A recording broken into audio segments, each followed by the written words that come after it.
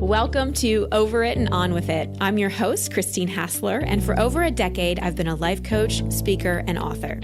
Each week, you'll hear me work directly with a caller as I coach them through a goal they want to accomplish or an obstacle they may be facing. I'll provide a blend of practical and spiritual advice, as well as tangible actions you can apply to your own life. Now, let's get on with the episode. Hello, everybody. Before I dive into the show, I want to make sure you're aware that in September, I'm taking a group of people to Bali for a spiritual adventure retreat. And sorry, gentlemen, this one's just for the ladies, but it's September 16th through the 22nd. And if you haven't been on a retreat with me, they're pretty epic. We go to amazing places, dine on the most gourmet, yummy food, practice meditation, yoga, and plus there's all kinds of one-on-one coaching time with me, personal time with me, experiences, processes. I mean, they're pretty amazing, I have to say. And what's also amazing about them, in addition to the place and all the things we do, is the people. It's a highly curated group. And if you're looking to have an amazing vacation, have a transformational experience, but also connect with other like-minded people, I really, really invite you to consider joining me on one of my retreats. There's Bali in September, but there's also my weekend retreat in LA in July. So if you're interested in either one of those, just go to my website, christinehassler.com, and on the right-hand side, you'll see the banners for both of those. Or you can email jill@christinehassler.com, and she'll hook you up with all the info. But I'd love to meet you. You know, the last retreat I did in January, there were about 4 people there that came just from listening to the podcast. And so it was great to meet those people and connect with them. And I hope some of you listening will come so I can give you a real life hug rather than a virtual one. Okay, so today's episode, how do you know if someone is the right quote unquote one? Well, when it comes to relationships and dating, there can often be quite a bit of questioning. Like, is this the one? Does he, she like me? Are we alike enough? Are we different enough? Does he, she have the right job? Are they the right age? Do we have the right interests? Will my family like them? So on and so on and so forth. So often we have a checklist in our head about what this person is supposed to look like, and then countless questions when we're trying to figure out if someone is a match from our minds rather than our hearts. Sometimes someone doesn't always fit the checklist, but they're the perfect person for you, either forever or for a time being. You know, I'm sure you've heard people say that are in relationships, he or she wasn't at all what I was expecting, but it was exactly what I needed, and it works. Yes, it's important to keep our values in mind when it comes to who we date and get in a relationship with, but if we focus too much on the package, we often miss out on the person and what they're there to teach or gift us with. And as you've been learning on this show, all people we're in relationship with are teachers. So sometimes they come with expiration dates, and it's far more important to take in the lessons and the gifts of the relationship rather than attempt to figure out if it's the forever one. You know, when we spend too much time obsessing about, is it the one, is it not the one, sometimes we miss out on why we're actually supposed to be there. Also, if you've been listening to the show for a while, you've probably noticed that the question people often call in with is different from what we end up talking about. Well, why is that? Well, sometimes what we are questioning, even obsessing about, like, is a person the one, is not actually what the real issue is.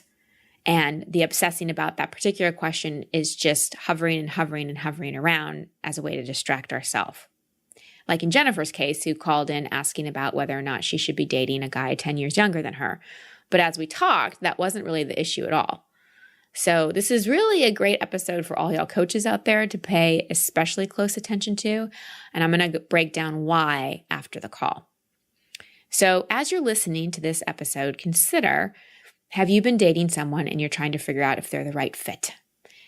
Is there something external about your partner, like their age or their job or their background or their race or whatever it is, and your mind is so latched onto this thing and questions it so much that it bothers you? Is there a question even unrelated to dating that you're obsessing about that you can't seem to get the answer to, and it's distracting you and taking up a lot of energetic real estate? And finally, do you really desire a love, but notice the closer it gets to you, the more you want to run away from it? So before we dive into the episode, 2 last things. first, I really want to thank my sponsor, Onnit.com.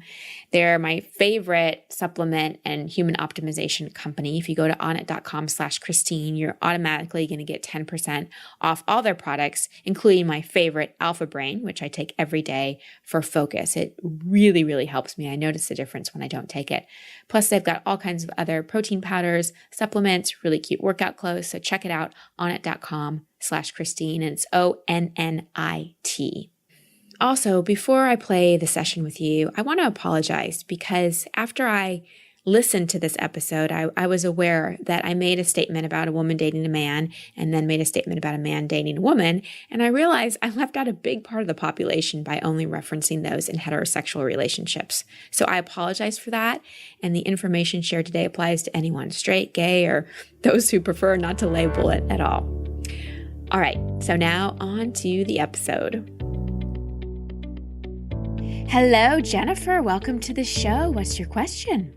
My question has to do with romantic relationships and what age differences are too big. I'm actually in a relationship with someone who is 10 years younger than me, and it's the first time that I've dated someone younger, and I'm just feeling a little bit uncomfortable with the age difference and wanted to talk about it. Okay. And how old are you? I'm 29. Okay. And how long have you been dating him? I've known him since October. And so we were friends in class, and then we started dating right when class ended. Okay. So you're 29, he's 19. Mm-hmm. Okay. Well, at least it's legal. So what has you concerned? My concerns are about the longevity of the relationship and whether it's fair to him that we're dating. Okay. He's very much like head over heels. You know, he's like said to me more than once he thinks I might be the one. And I remember having feelings that were that intense when I was his age. But I'm also older now, and I know I completely subscribe to your thought where there can be people that are meant to be part of your life and you're meant to learn from them, but it's not necessarily a forever type of relationship. And so the last thing I want to do is take advantage of his youth and his lack of experience dating. Right. Well, I really acknowledge you. I really acknowledge your awareness. I acknowledge your integrity. I think that those are beautiful things, and it shows me that you really care about him. So my question for you is, if you didn't know his age, like if you just met him and you didn't know his age, just based on how he showed up with you, his values, what he talks about, how old would you think he was? Mid-20s.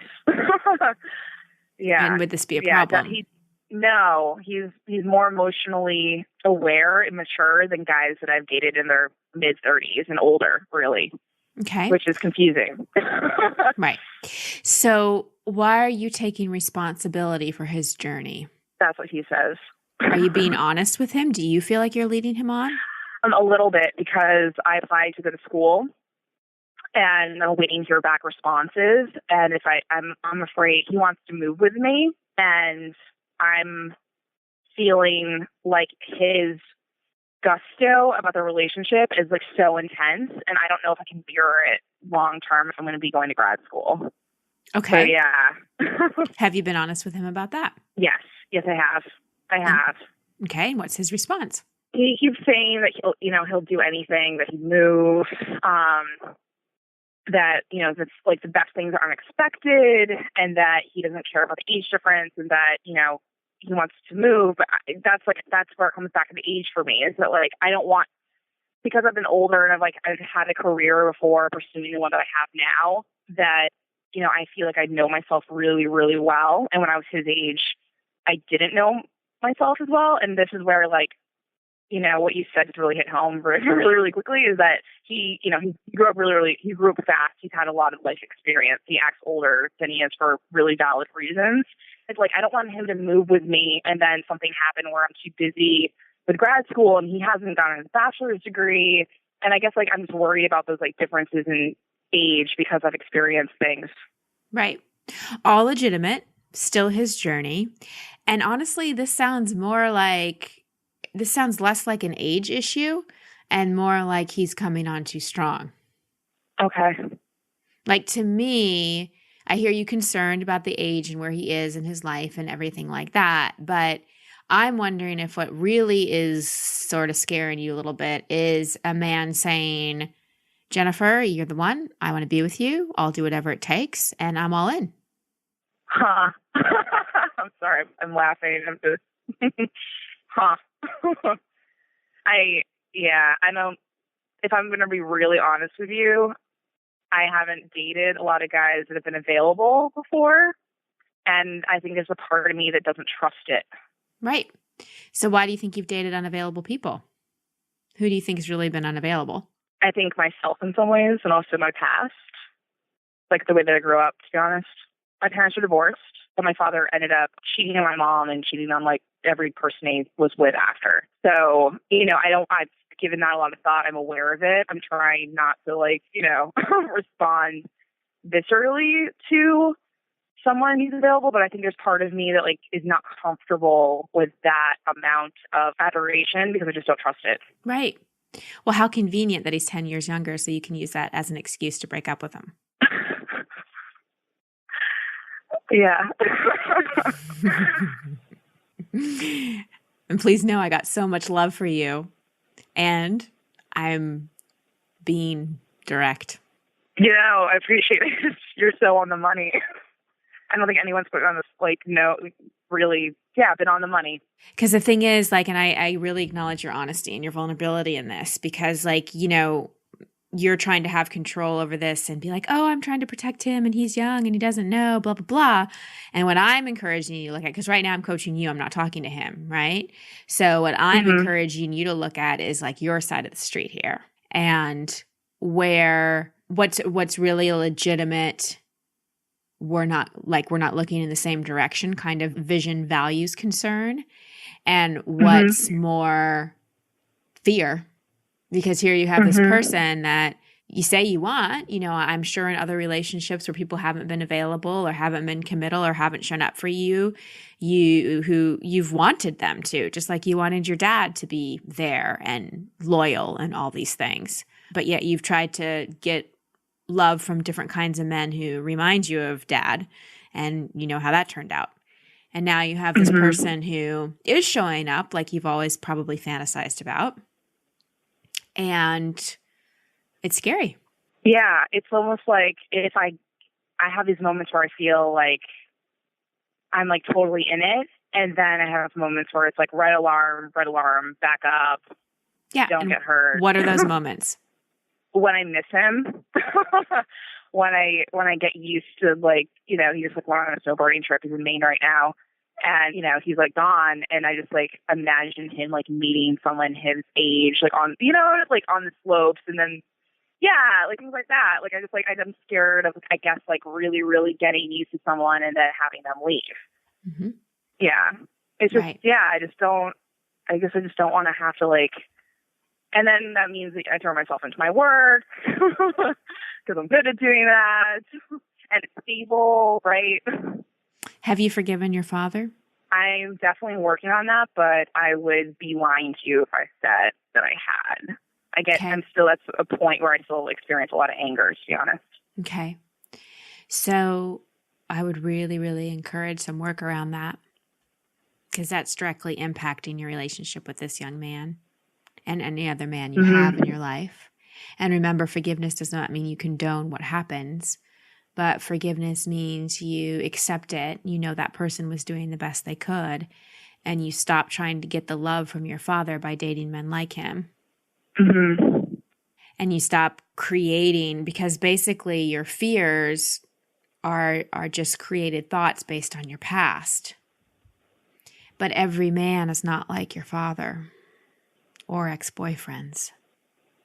There are good men and women, for the men listening, out there who love and are loyal and show up and don't leave. So I guess this is, I know you've spoken with other people about this, and I'm, when I listen the podcast, and it makes total sense, but when you're in it, it's so hard to merge those logical thoughts with your emotional, visceral responses. Absolutely. You know what I mean? How do you put that together? Mm-hmm. It's a great question. So a big part of it is learning how to release emotions, right? Learning how to let yourself cry or yell or journal or whatever and just let the emotions flow. But the part that really brings those two together is we've got to find our own inner parent. We've got to find that part of ourselves that talks to ourselves like an unconditionally loving parent would, that reassures us, that acknowledges us, Mm-hmm. that tells us we're okay, that tells us we're safe, that reminds us that it's okay to open our heart. The integration of the two, the concept versus really shifting it, all has to do with how we are with ourselves on the inside. Mm-hmm. Do you find that people sort of wax and wane Yeah, of course. with how good they are? Of course, it's a process. So sometimes I feel like I'm really good at it, and then sometimes I have bad weeks where I'm like, where are all these negative thoughts coming from? I thought that I was doing so well with this.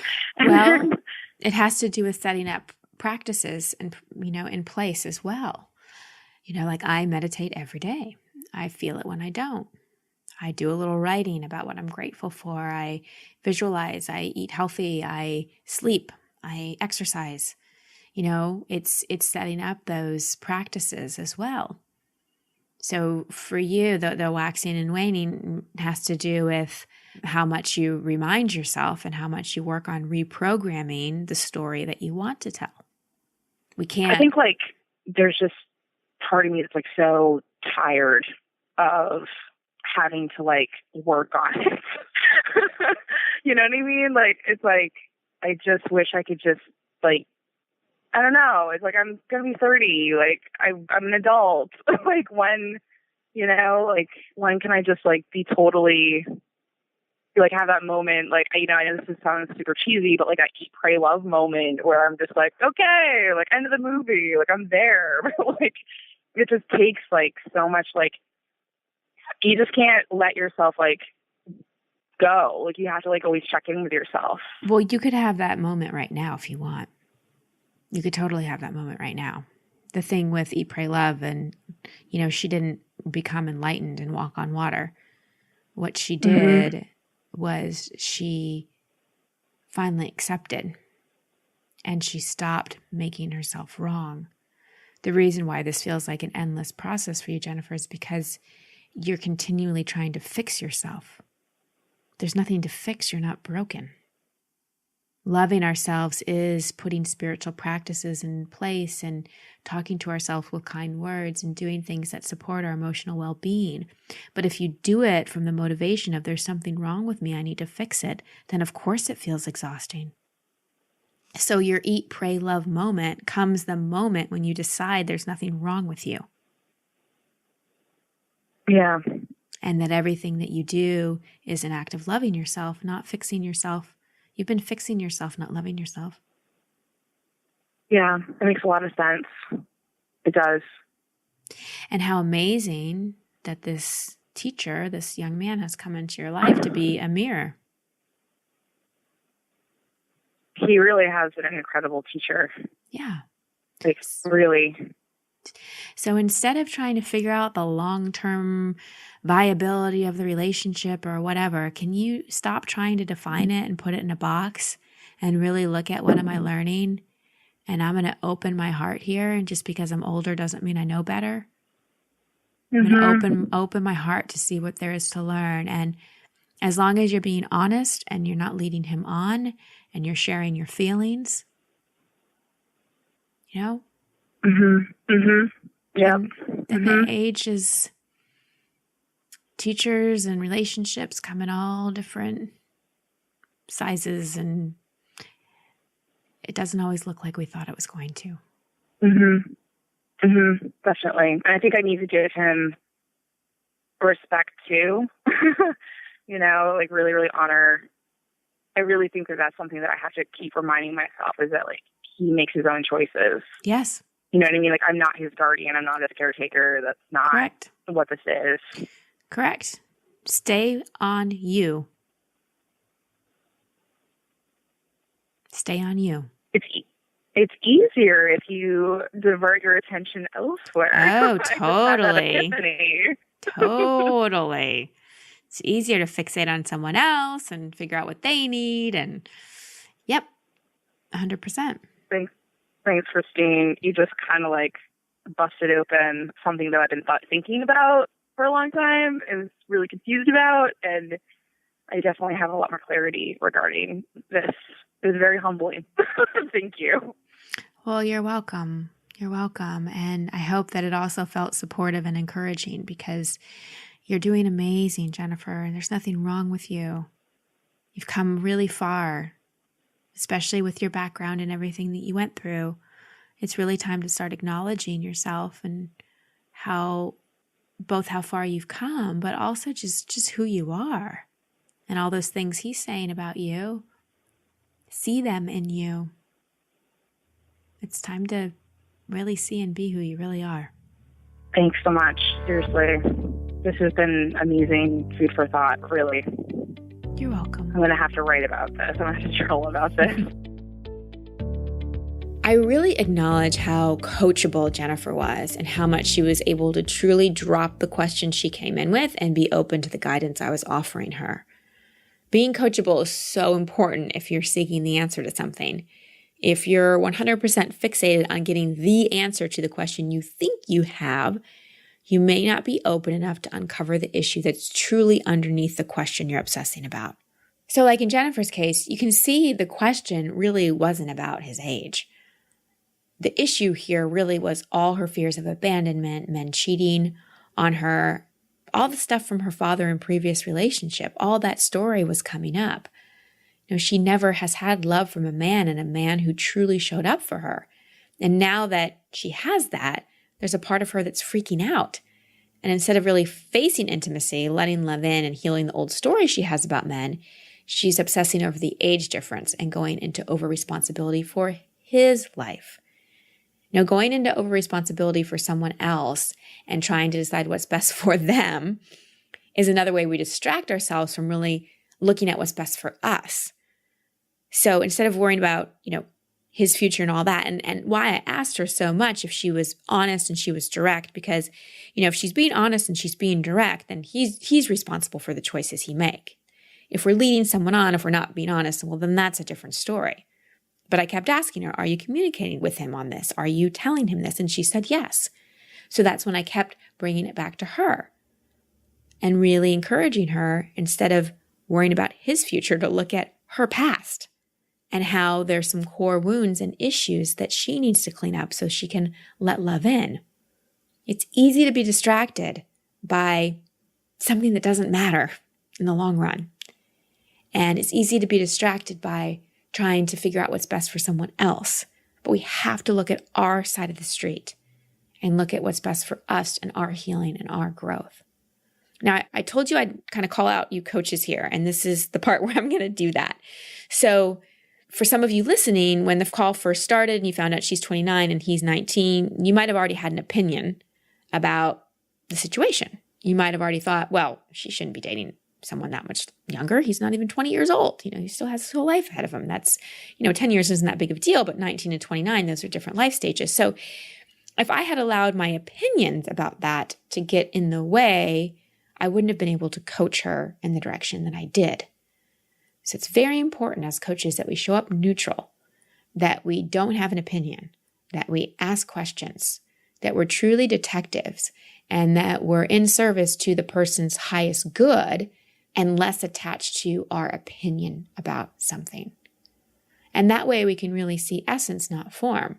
If I only evaluated it from he's 19, she's 29, and coached her in that direction, we wouldn't have got as deep as we got with what was really the issue at hand here.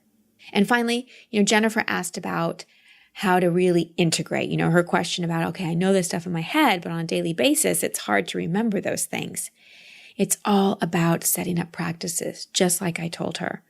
There's not an eat, pray, love moment where we have this bathroom floor experience that leads to a spiritual awakening that lasts forever. I mean, I've had my eat, pray, love moments, and I've had those rock bottom moments that turn into an aha, but it takes continual work. I'm definitely not enlightened. I have more work to do and more to learn. But the game changer is the place I come from inside. I'm not coming from a place of I'm broken and I need to fix myself. So stop fixing yourself and start loving yourself. You can have your eat, pray, love moment the moment you decide there's nothing wrong with you. You just want to continue to grow and expand and learn. And finally, before I sign off, some assignments for you as usual. So if you have a question that's been rattling around in your head, obsessing about it, do some journaling. Really write about it and see if you can get to the question that's underneath the question. Use sentence starters like, I really need to know the answer to this because. I'm really wondering about this because. If I had the answer to this question, then I would, and fill in the blank. Second, if you're in the space where you're dating someone or want to be dating someone and are calling in a partner and you have this checklist, I encourage you to ditch the checklist in terms of the items, like they have to be this tall and they have to have this job and this do like this music or blah, blah, blah, whatever. Let that go and focus more on how you want to feel with the person. How do you want to feel when you're with them? That way, your heart is really putting out the broadcast and is really calling in the partner, and also will influence the way you show up in anyone that you're currently dating. Again, focus on how you want to feel and what you want to give, not so much the checklist. We really live in a society that focuses way too much on the package and not on the person. Open your heart to the person instead of the package. And finally, set up those practices that help you with integration. Meditation, exercise, sleep, journaling, reading, whatever it is. We only change if we set up new disciplines and habits. So find the practices that work best for you and stick to them. And finally, as I mentioned in the beginning of the episode, if you'd really like to catapult yourself in terms of your own transformation, then I so sincerely from my heart invite you to join me on a retreat. Again, if you want more info, just go to christinehassler.com or email jill@christinehassler.com. Much love and many blessings. Until next week. Thank you for listening to Over It and On With It. I love hearing from you, so please post your comments or questions at christinehassler.com/podcast. That's also the place you can sign up to receive coaching from me in an upcoming episode. And if you love this show, please share it and subscribe in iTunes. You can find all my social media handles and sign up to be part of my community at christinehassler.com. Until next week, here's to getting over it and on with it. Much love and many blessings.